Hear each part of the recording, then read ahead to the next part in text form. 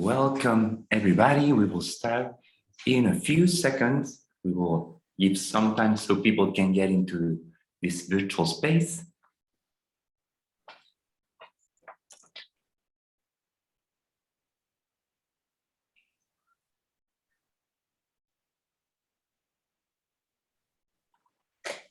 Okay. We are ready to start. Good morning, good afternoon, good evening, depending on where you're joining us from. I'm Martín Sordan, Chief Executive Officer at the World Associations of Zoos and Aquariums, WAZA.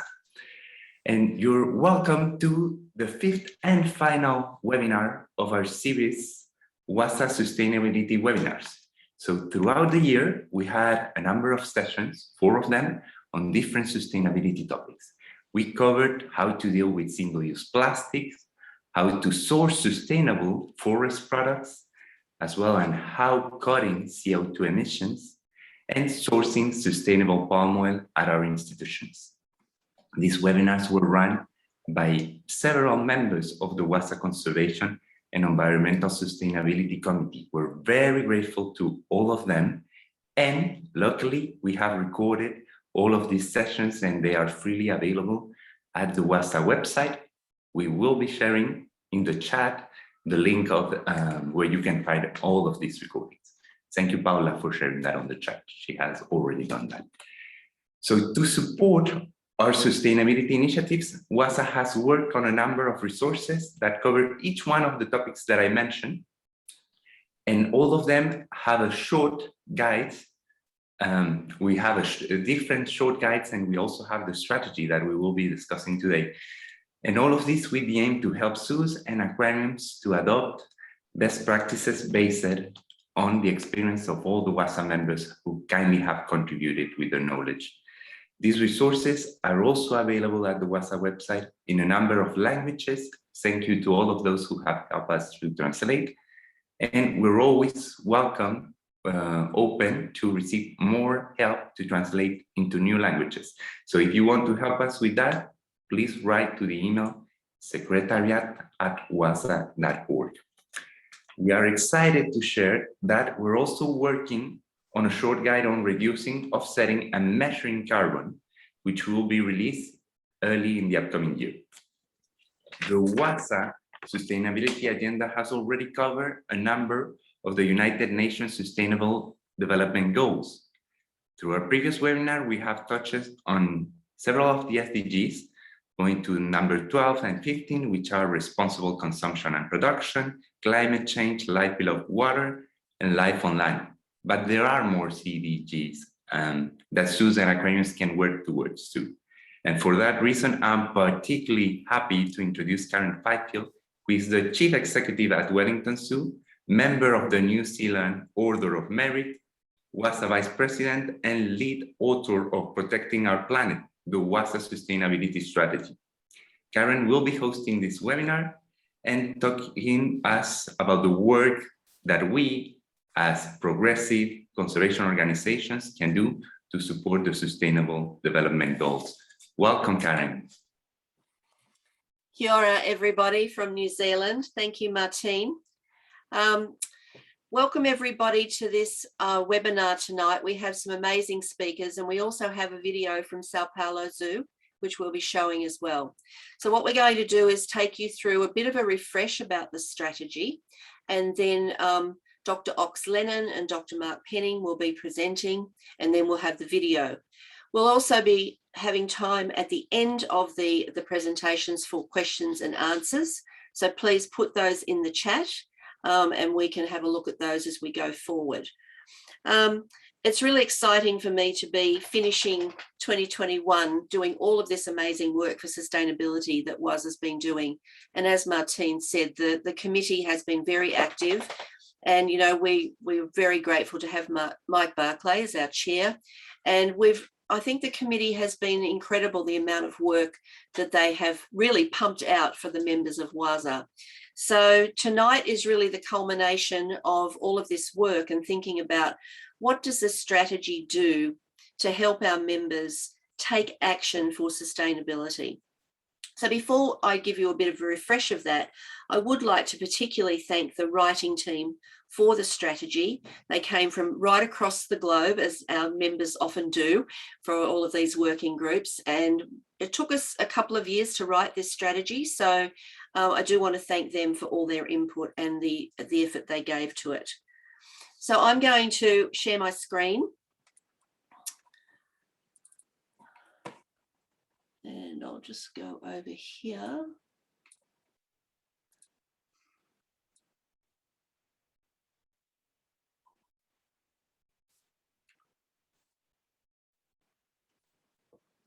Okay.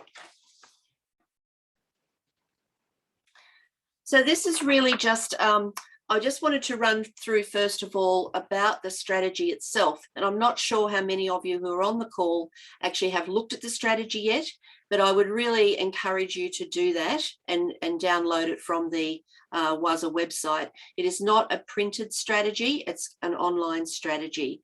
So it's called Protecting Our Planet. And for me, it was really looking at how do we, as conservation organisations, really walk the talk when it comes to sustainability. And I think this strategy really helps us to do that by having really clear, practical examples of what we can do in our organisations. So why do we need such a strategy? Sustainability initiatives are growing across WAZA members, and even during the period of writing this strategy and looking at some of the members who've been applying for the awards that we do for sustainability and conservation, this is getting more and more and more. People are really, really taking this seriously, and WAZA members are doing a lot of fantastic initiatives. So because we're making these great advances in this area, it was really important to have a unified strategy across all of our members, because there's power in numbers. So we are this powerhouse of progressive and leading zoos and aquariums. So the strategy was really to bring all of that powerhouse together. The UN Sustainable Development Goals, the SDGs, do have resonance for WAZA members. And there are some that are more applicable to our work, and some that are maybe not so much looking at them initially, but then when you actually get into the strategy, you can see that we can actually do actions for the whole 17 SDGs. And the other important reason we wanted to write this strategy is that 2020 to 2030 is the decade of action for the SDGs. So we've got 10 years to really be making a difference around the Sustainable Development Goals. So as I said, the actions are very practical and they can apply to zoos and aquariums of any size and of any location. And we deliberately wanted to do this to make sure that people could really feel that they were making a difference depending on their own context. So in terms of the importance of sustainability to WAZA members on a day-to-day basis, this was what our members told us a couple of years ago. And you can see from this graph that most of our members think it's very important. It is the other side of the conservation coin. So it's really important that we link our conservation initiatives and our sustainability initiatives. And just a refresher about the goals. One of the things that people often worry about is that they have to look at all the goals. We have to do everything on the 17 goals. Well, that's probably not doable, but it's really important to choose the ones that might resonate for your particular context. You're not required to do all of the 17. Any organisation can choose what they think is the most applicable to them.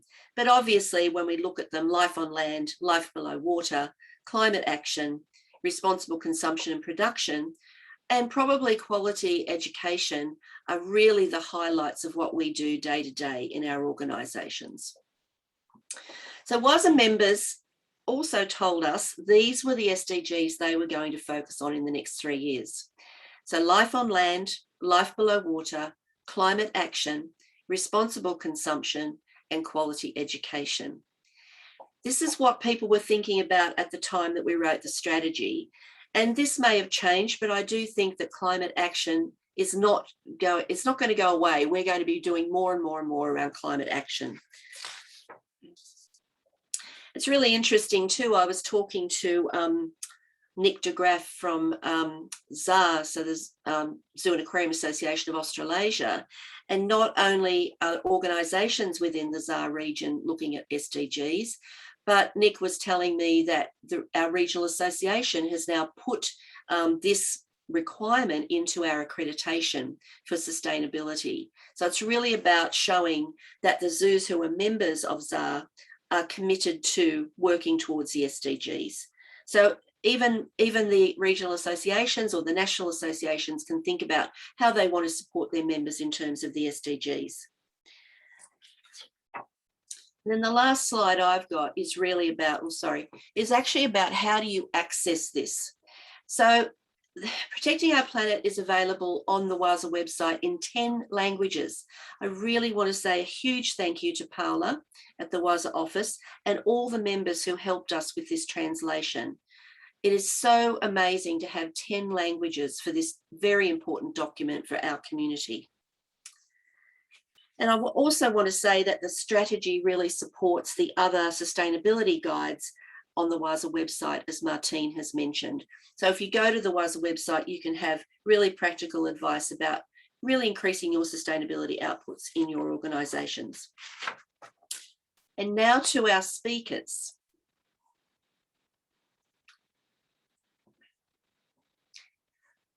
I'm just going to stop sharing. And here we go. Our first speaker is Dr. Ox Lennon. I know Ox very well because Ox is the conservation manager at Wellington Zoo. And Ox has done their PhD on the mitigation translocations of native New Zealand lizards. But since Ox has worked with us at Wellington Zoo, Ox has become a little bit of an expert on mapping the SDGs. So some of their work I thought you would find quite interesting. So I'm hoping that Ox will take us through some of the things we're doing at Wellington Zoo that shows another way of actually approaching how you might do the SDGs. So over to you, Ox. Thanks very much, Karen. I'll just share my slides to go through this presentation. Can everyone see that? It's working? Yeah, great. Okay, thanks for having me, everyone. So I'm just going to take 10 minutes to run you through how we at Wellington Zoo have integrated the UN Sustainable Development Goals into our work at the zoo.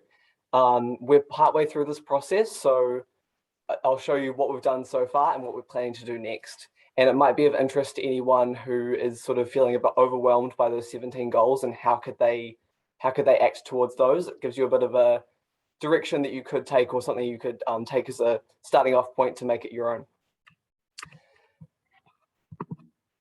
So I wanted to start with our kaupapa at Wellington Zoo.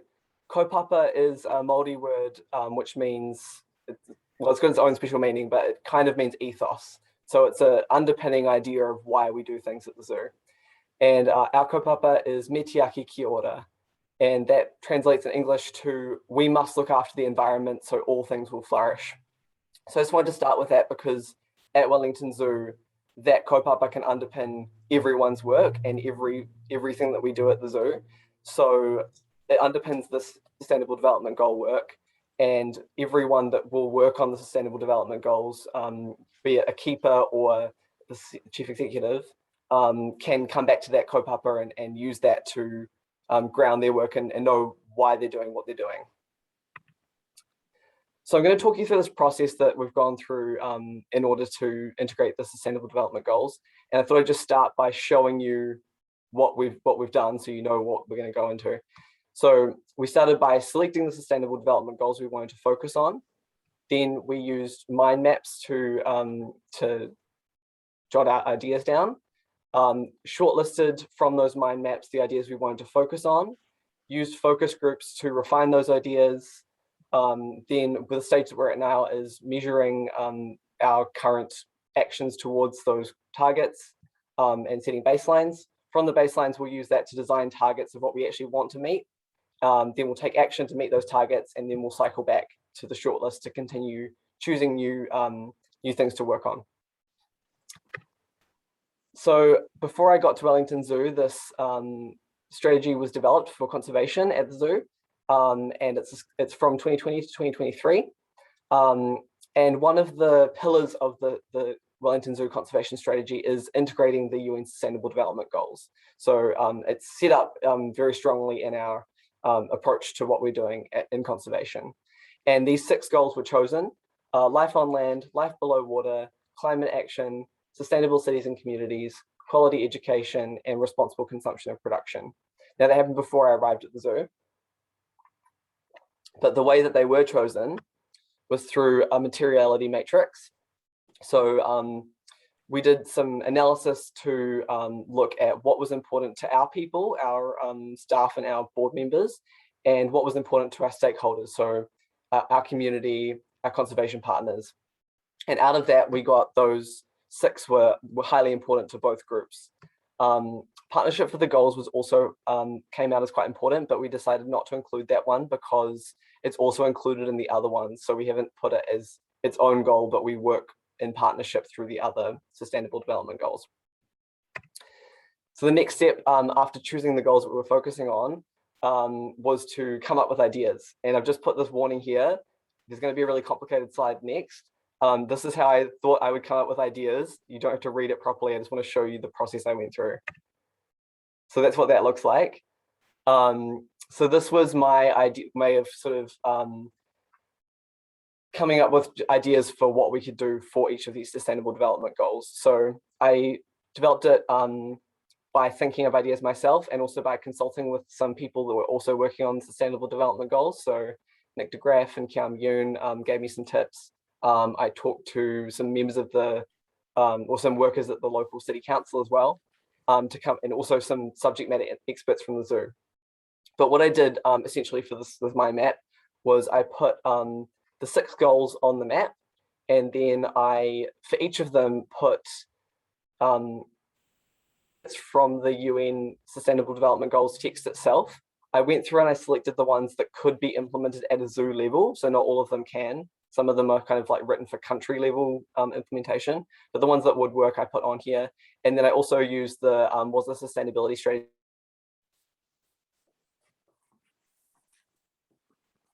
Based on each of those recommendations or targets, I thought of measures that we could use to measure our progress towards those goals. And I started that way. So I started with what we could measure, so we could see what we were doing. And then then from that, we're going to go back and see how we can achieve change in those different measures. And that's because it could be small changes across different areas that go towards to make a big change in a particular measure. Just to explain that a bit further, I've pulled out one thread to show how that kind of works. So for this one, this is life on land. The WAZA recommendation is to provide habitat for native invertebrates in the city, and then the UN target is to ensure the conservation of terrestrial ecosystems. So for each of those recommendations or targets, one idea that I came up with for measuring something is native biodiversity in the restoration site and within the zoo. So the restoration site is an area adjacent to the zoo that's part of the town's green space that we are working to restore. So it's just an example, and there's lots of those across this. So to move on from this mind map, beyond those, all those are different ideas, we wanted to shortlist a few that we could focus on. And to shortlist them, I wanted variety and quality. So we wanted some across each of the different sustainable development goals, some new ideas and some things that we're already working on that maybe we're not measuring yet. And then we wanted different scales, so local, regional, and global. And then we also wanted quality ones, obviously. So we wanted to maximize accuracy, maximize the ease of measurement, and only select things that we can influence and things that we can design smart targets for. So that's how we sort of shortlisted down to some ones we could then focus on. So the shortlist that we came up with, I'm going to run through really briefly. So for life on land, the measures that we came up with were proportion of wood and paper products at the zoo that are FSC certified, native biodiversity I already mentioned, and the number of conservation projects that include 2 or more aspects across these different social, climate change, local ecological, and wider environmental. For life below water, we came up with amount of products with single-use plastics that are purchased by or sold at the zoo, proportion of ocean-originating products which are certified by Marine Stewardship Council, and also the number of conservation organizations we partner with which are water-based. For climate action, I just want to pause here to note that these are quite focused on awareness and education, and that's because of the way that the Sustainable Development Goal is written. It's not really focused on, for instance, reducing emissions, but we also do a lot of work on reducing emissions through our carbon zero certification. But the way that this process worked, the measures that came out were social media and media stories about climate change or action messages, visitor awareness, and the number of children educated about climate change or climate action. For sustainable cities and communities, we came up with the number of conservation projects which support sustainable communities, proportion of visitors that take sustainable transport to the zoo, and the number of local partnerships that we have with conservation organizations. And quality education, we have the number of children learning about sustainability, number of visitors that come sponsored through community groups, and that we are accessible to people with disabilities. And finally, for responsible consumption and production, we have food waste per year from animals, and the proportion of palm oil containing products at the zoo which use certified sustainable palm oil. So having all those different things that we can measure, the next steps were to get together with focus groups from across the zoo, so people that are responsible for those areas, and talk about how we could actually measure them and commit them to measuring them throughout their work. So we put that in place. We're currently in that phase right now, so we're measuring each of those things in order to establish baselines for each of them. And once we know what we're currently doing with a baseline, then we'll use that baseline to set a target of what we want to do. And those targets can increase over time. So we might start with, we might start with like 500 children educated in climate action, and then increase it by 200 each year or something like that. And then I want to point out that interventions are everyone's responsibility. So this is something that people can work on in different areas across the zoo to affect those different measures. And we want to aim for steady progress. We don't want to give people too much to start off with that they can't achieve. We want to do slow and steady so that we are constantly working to improve, and then we can come back again once we've put the effort in and choose another goal and work on that one and improve. And by that, across the whole zoo, we'll get better and we'll reach those sustainable targets. So to summarize again of what we did, selected the sustainable development goals to focus on, used a mind map to come up with ideas, shortlisted those, consulted with focus groups in the zoo, measured what we're currently doing. Next, we'll design our targets of what we want to achieve. Then we'll take action to meet those targets, and then we'll return to the shortlist and choose more that we can continue to work on. Thank you very much. Me te ake ki ora. Thank you very much, Ox. That was a really good process. So it's been quite a lengthy process, but I think for us at Wellington Zoo, it will give us a really good outcome. So that would be really good. Next speaker is Dr. Mark Penning, who probably needs no introduction to most of the people on this call. Mark is the Vice-President, Animals, Science and Environment for Walt Disney Parks and Resorts, and is the WAZA representative for the WAZA member Disney's Animal Kingdom. He oversees animal care and environmental initiatives at the parks and resorts around the world. Mark is a veterinarian by training and was born and raised in South Africa. He was previously served as the CEO of SAMBA in Durban, South Africa, and he was also the president of the World Association of Zoos and Aquariums. Over to you, Mark. Thank you so much. So I am just trying to get you onto exactly the right screen. Give me one moment. Good morning and hello, everybody. It is great to participate in this. I'm very pleased to be able to do so. So thank you for arranging it and setting it all up for us through the WAZA staff. Let's see, Martine, I think, and I'm not, are you seeing the correct screen at the moment? You are, that's brilliant. So I lead Disney's Animals, Science and Environment team. What on earth does that mean? Well, we've got two AZA accredited institutions, Disney's Animal Kingdom with the Animal Kingdom Lodge, Resort Hotel, and the Seas at Epcot. But we have horses in several of our locations around the world. We look at all of our film and television content, which for Disney, as you can imagine, is huge. Anything with animals and nature, we get to vet to make sure it is responsible as well as accurate.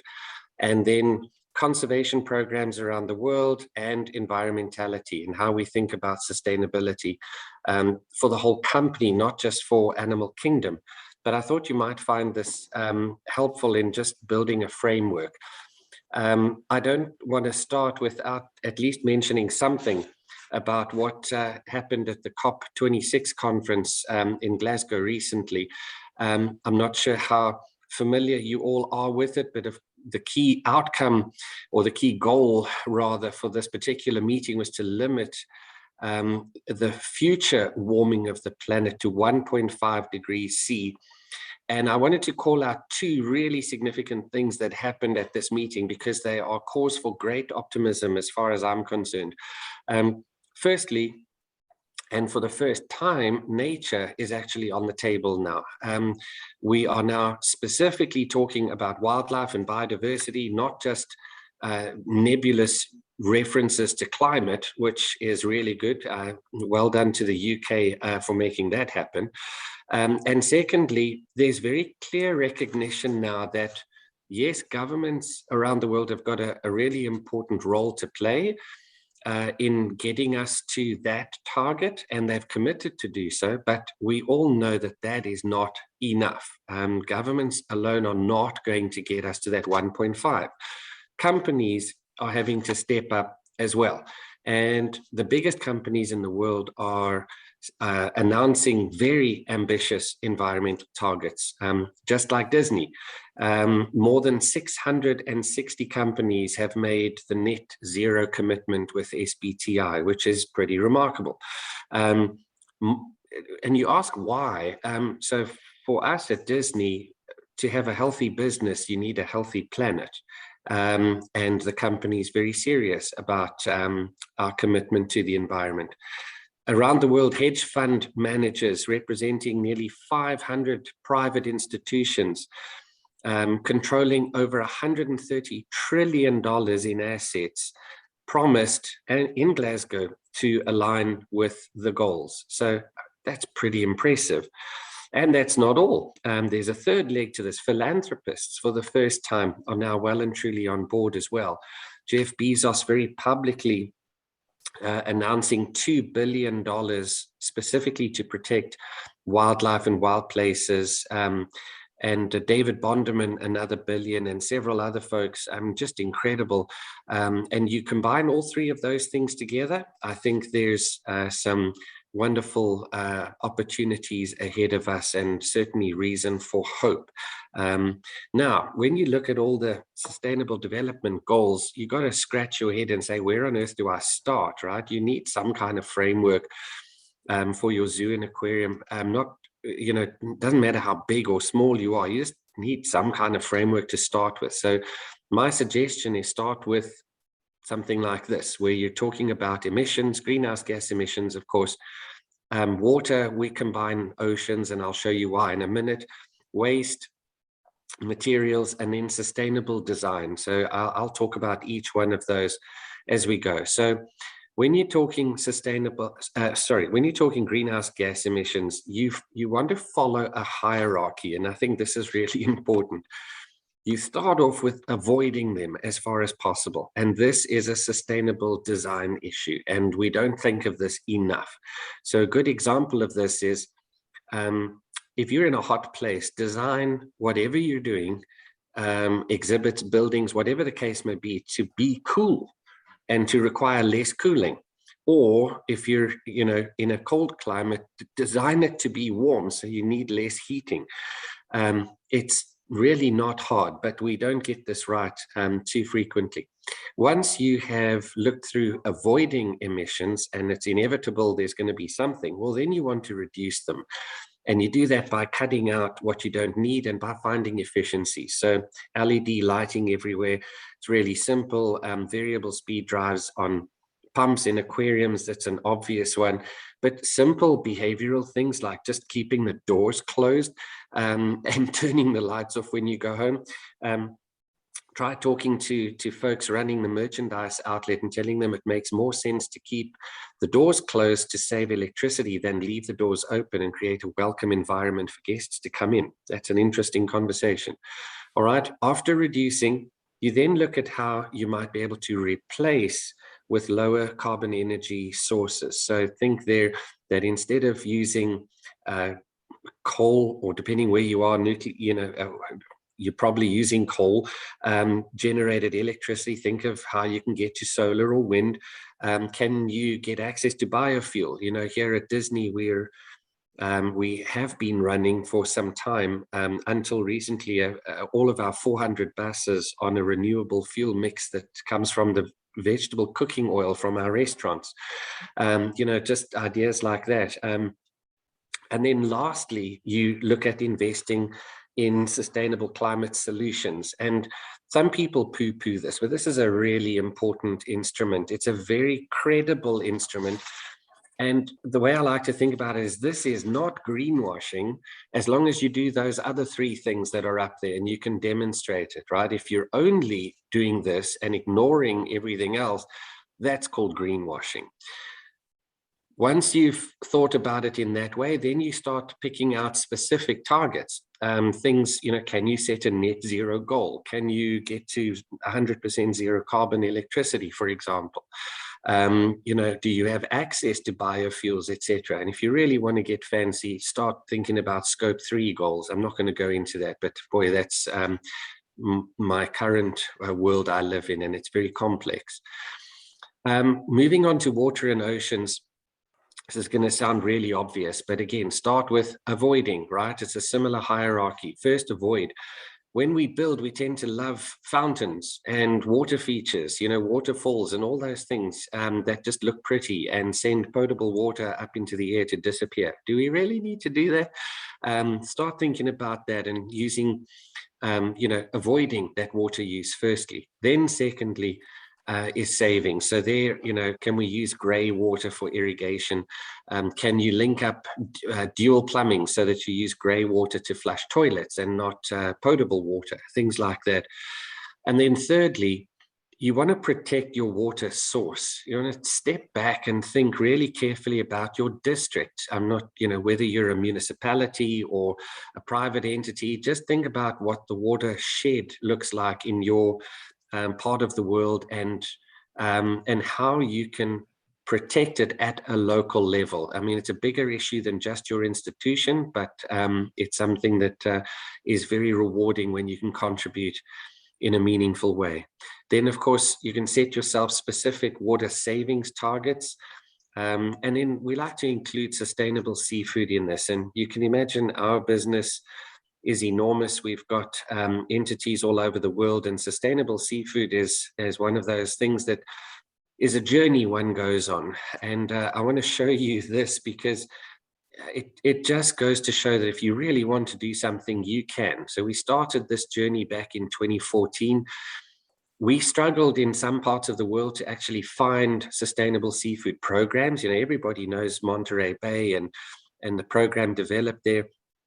But in China in particular, we had some challenges actually working in areas where there just isn't a program. And so we funded the creation of those programs. And at the moment, I'm very pleased to tell you, as of the end of 2021, we got to 100% sustainable seafood. You should think about that for a moment. That's a heck of an achievement for a company of this size. So it just shows you can do it. And then waste, again, a similar hierarchy that one thinks through. You want to start reducing it at the source. So taking a really careful look at what your suppliers are sending you and ask them to do it better. If they send you everything wrapped in plastic, well, tell them to stop it. Take a good look there. Then, of course, you want to reuse, and everybody knows this: reduce, reuse, recycle. I mean, really, it is that simple. Even when you're looking at an entity as large as the Disney company, that's what we do. So some examples, when you're thinking of a target of specifically zero waste to landfill, you know, that really means 90% diversion away from landfill. And you can certify your whole institution if you want to. That's brilliant, but you can certify components of it. Just start off with your nutrition center, or start off with the barns, or start off with just one part of your business. You can have it certified zero waste, and your staff are going to love you for it. It's a very exciting thing for them to get involved in. It makes sense to focus on food waste reduction targets as well, specifically because so much of the waste that ends up in landfill is food waste, and there's a significant business upside to that as well. And then we find it's very helpful to have a single-use plastic component. Okay, I think the same applies for all of us. Single-use plastics are probably not a major component of our waste that's going to landfill. I know exactly where all our plastic straws go, and it's not the ocean. So it's not material in that sense. However, because it's so visible and because it shows the general public that you're walking the talk, we came up with a series of plastic commitments, which includes taking 200 million plastic straws and stirrers out of circulation each year. You know, think about all of these things that you see there are for, per year. Think about that over a decade. That's an enormous amount of plastic. So we took a lot out of circulation in our hotels. It's taking out those little amenity bottles of shampoo and what have you, and providing bulk amenities instead, taking people along that journey, and it actually worked. So again, we do that for visibility. Wanted to share with you, single-use plastics, what we want to get rid of, but plastic is not the enemy as such. Think about our parks, our aquariums. It's hot. We want our guests to walk around. We want them to be safe, and we want them to drink something. It's exhausting. It's humid and hot here in Florida. It's a business imperative and a health imperative that we give them or sell them water or Coke or whatever it may be. So don't try and avoid that plastic container completely. Recapture it, right? So with the right infrastructure, being able to recapture all of those bottles. And right now we're recapturing 115% of our bottles. What that means is every bottle we sell comes back to us, plus 15% that they brought from home, which is a good story for me. All those bottles get ground down into a microchip. They get converted into fiber. That fiber is processed into our costumes. Our staff costumes are made from those recycled plastic bottles. So it's not that plastic itself is the enemy. It all depends on what you do with it.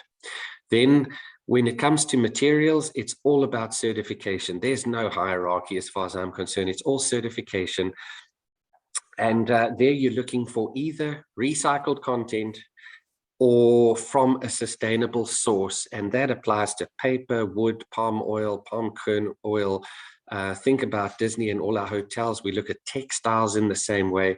And then plastics. It's really not hard. And I'm sure most of you have seen those before.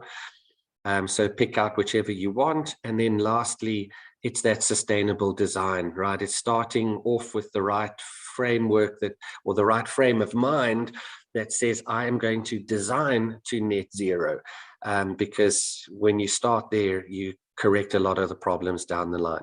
So what we found is stepwise approach, build up your framework and what have you, and then you create a culture within your team so that it's not something extra that we do, it's how we do everything.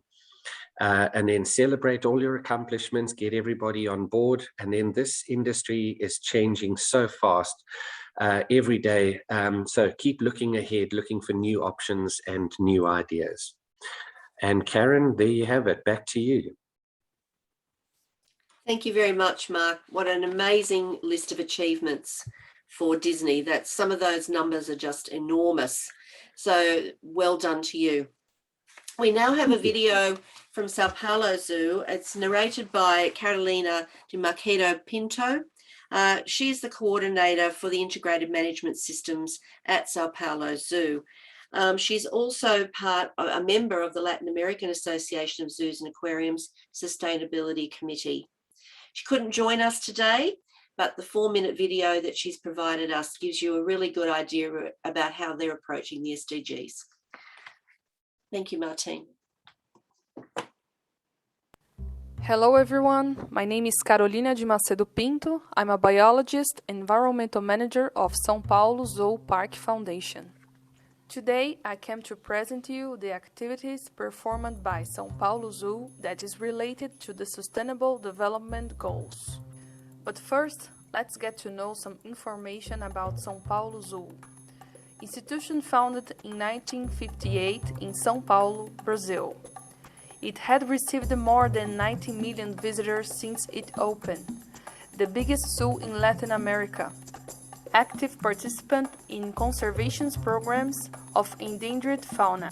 Speaking in conservation programs, in situ and ex situ programs with endangered species of native fauna contribute to SDG number 15, Life on Land, mainly in terms of health biodiversity loss. Here are some species that São Paulo Zoo works hard with maintaining their population in situ and ex situ. Synax alcatraz, Lear's macaw, and black lion tamarin. Another means of promoting SDG number 15 is the research carried out in the place where the zoo is located, Fontes do Ipiranga State Park. Research on the themes of fauna, ecology and climate helped to preserve this important area of Atlantic forest in the city of São Paulo.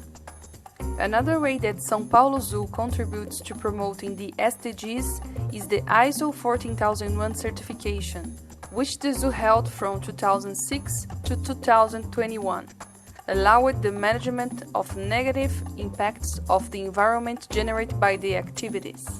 One important achievement of this certification is the composting unity. It receives the organic waste generated, including animal feces, food waste, carcasses of dead animals and tree branches, and transforms them into a fertilizer. The operation of this unity contributes to SDG number 12, ensure sustainable consumption and production patterns. The São Paulo Zoo has implemented throughout its history adequate disposal of hazardous and not hazardous waste that also contribute to SDG number 12. We manage about 2 tons of hazardous waste and 56 tons of recyclable waste per year. Still on improvements in environmental quality, the São Paulo Zoo has its own sewage water treatment system. The water treatment plant promotes the improvement of the quality of the lakes present in the zoo and supplies the enclosures for captive animals. The sewage treatment plant receives all residual waters from public toilets, administrative areas, and other operations of the park. The water and sewage treatment system save water from the public supply, improve the park's sanitary conditions, and promote health and well-being to all visitors, and contributes to promoting the SDG number 6, clean water and sanitation. And this is a summary of some actions promoted by São Paulo Zoo that contribute to the achievement of Sustainable Development Goals of United Nations.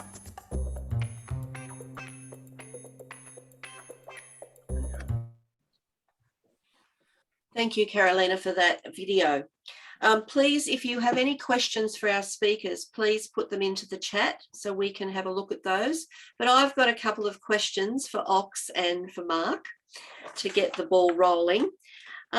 Mark, that was a pretty impressive list of successes. Are you linking some of this work back to the SDGs in terms of reporting in any way against that? Yes, yes, the company does a CSR report each year, and that is linked back to the SDG goals very overtly. Interesting, you know, I've had a sit-down conversation with the CEO of the company and wanted to know, why are we doing this? You know, is it the shareholder pressure that's driving it? Is it, you know, Wall Street? And he said, you know, that's the last reason that we're doing it. We're doing this because for a healthy planet, you know, for a healthy business rather, we need a healthy planet. And you know, I'm really proud to, you know, to work with a guy like that. Yeah, there's a question that's just come through from Judy Mann for you as well. What out Judy of all always of those? asks hard questions. She does, but that's why we love her. She's asked, which was the most difficult of all of those achievements to actually make happen? All the ones that impact the guest, where you're asking the guest to change behavior. So plastic straws, for example, you know, it sounds wonderful taking 200 million plastic straws out, and it takes a bazillion people to actually make that happen. But you're still going to get people at the end of the day that will write you letters that spoiled their experience completely because they couldn't get a plastic straw. And, you know, but we take them through, you know, all the alternatives, you know, would you like a paper straw?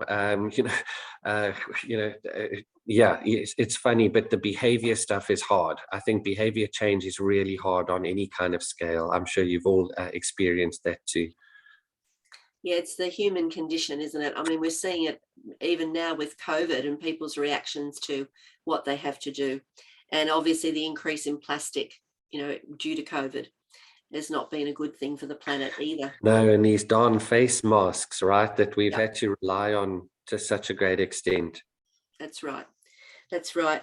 So a question for you, Ox. Do you think that of the SDGs that Wellington Zoo has actually chosen, do you think they're all going to be equal to achieve? Great question. I think, well, I was talking with Amy about this earlier, Amy Hughes, who's my manager, the director of my department at Wellington Zoo. And she was telling me about how she surprisingly found that the responsible consumption and production one was the easiest one to address, which she hadn't thought of, but then after, you know, initially hadn't seemed like the most easy one, but then after thinking about it for a minute, it's actually kind of makes sense, because it's all about like what you're purchasing.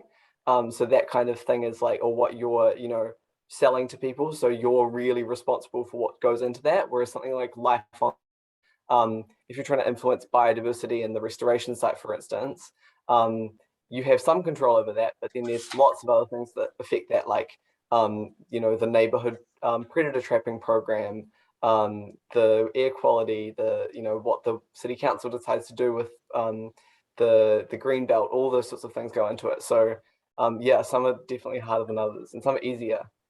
Yeah. Yes. So there's another question for you, Ox, from Chrissy. Do you know how the data was collected to find out which of the goals were most important to Wellington Zoo's stakeholders? So through that materiality matrix. I wasn't here when that happened. I did briefly look over it, but I can't really remember the details. I'm sorry. It was, yeah, maybe Karen can tell about that, yeah. Actually. Okay, I'll do that one. So that was something that Amy did as well. But we really spent about 6 months talking to all of the stakeholders in Wellington, as Ox mentioned, and that was conservation stakeholders, the city council, our members at the zoo, people who were our partners, corporate partners, conservation partners, and we talked to all of them, and we also talked to all of our staff to decide where on the materiality matrix they were going to fit in terms of the SDGs. So that was a 6-month project to really make that happen and to really drill down into why people were choosing certain things for us as a zoo in Wellington. Yeah. Question from Claudine Gibson. Hello, Claudine. Dr. Ox, great presentation. Can you provide more info on how you're measuring proportion of visitors taking sustainable transport to the zoo? Yeah, so for that one, we have a visitor survey that we do.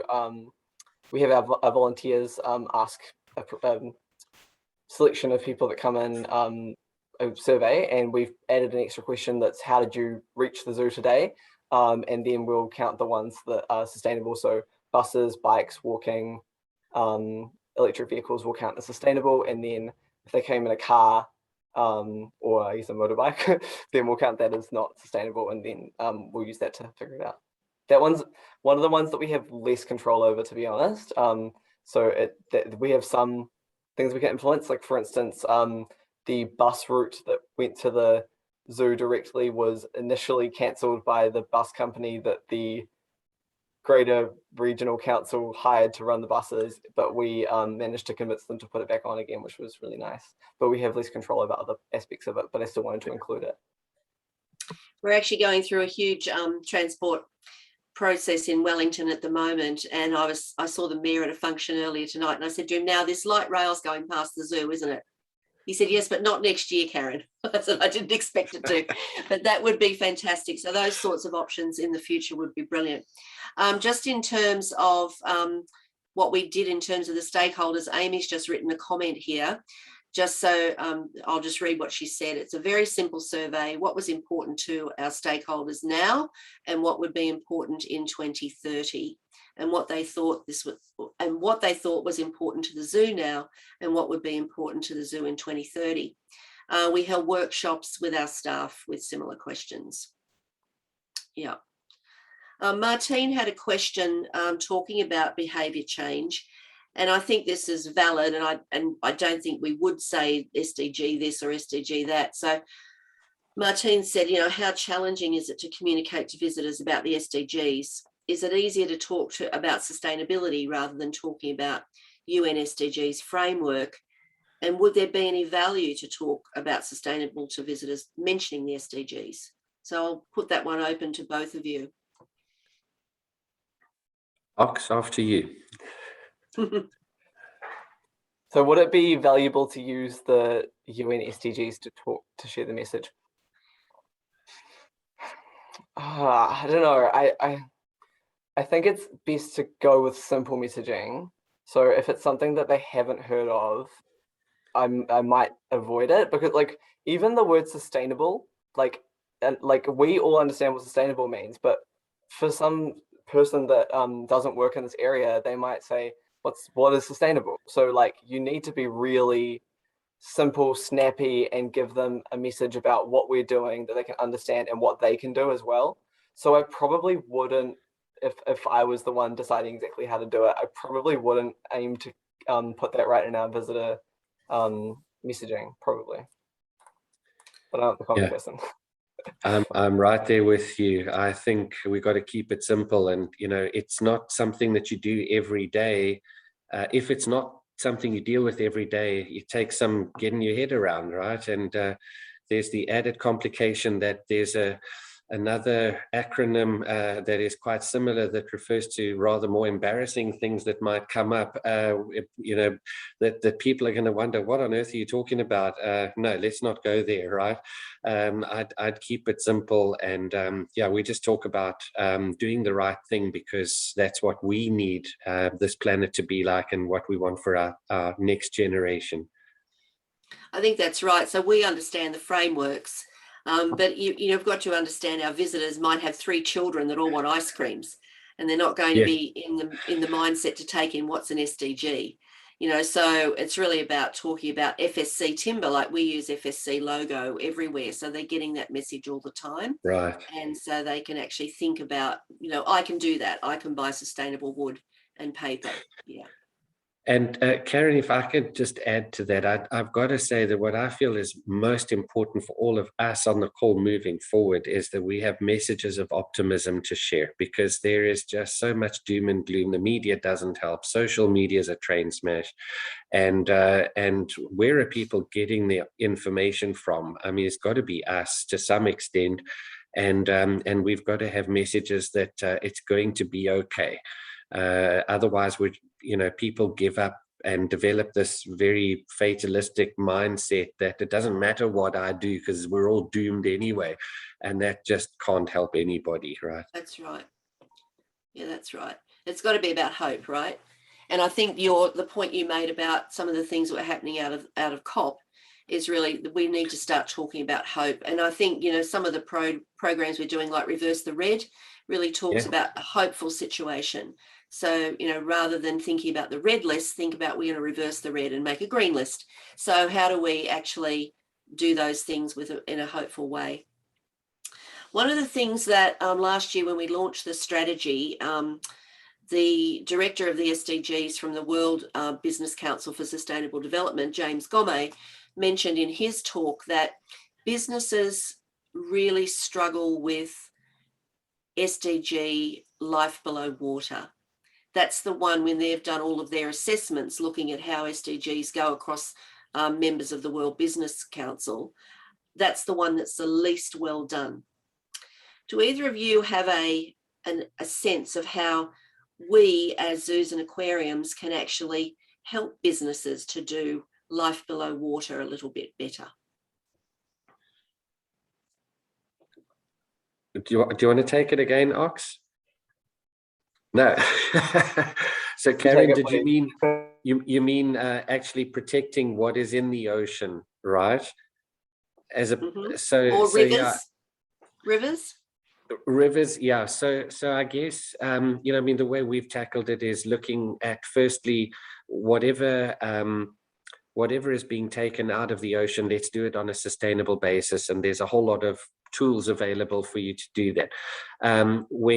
When you're looking at making contributions to climate solutions, as we're talking about in COP, and you know, nature-based solutions, there are so many new tools available now where we're looking at blue carbon, not just green. So there's another way. Your investment, you know, is significant and will help protect the oceans and rivers.